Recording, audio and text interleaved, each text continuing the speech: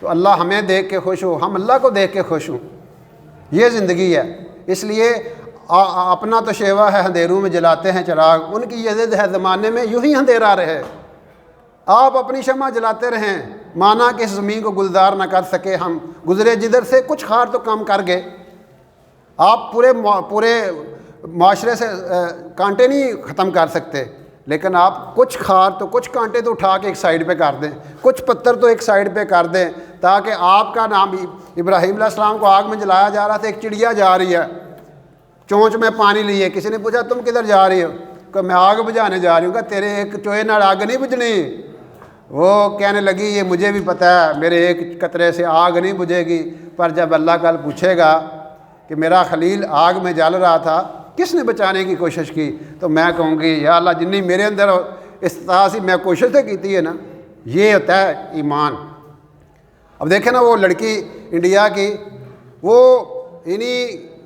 سارے ہندو گنڈے اور وہ نعرے لگا رہے ہیں، اور شری رام کے نعرے لگا رہے ہیں، اور وہ ان کے سامنے اللہ اکبر کا نعرہ لگا رہی ہے۔ کیا ایمان ہے اور کیا جذبہ ہے کہ آپ اپنا اللہ اکبر کی صدا بلند کرتے رہیں۔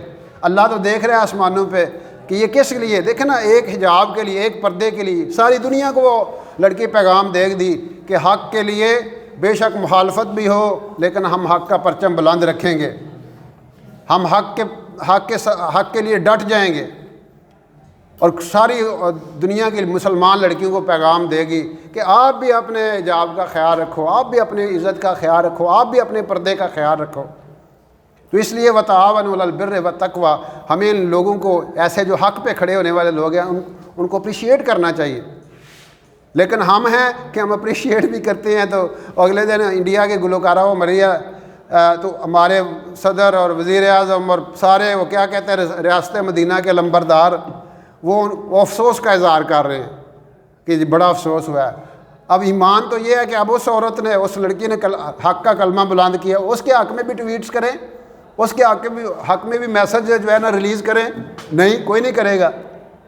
یعنی عجیب ہمارے معیار بدل گئے ہیں، حق کے اور باطل اپنے معیار ہیں۔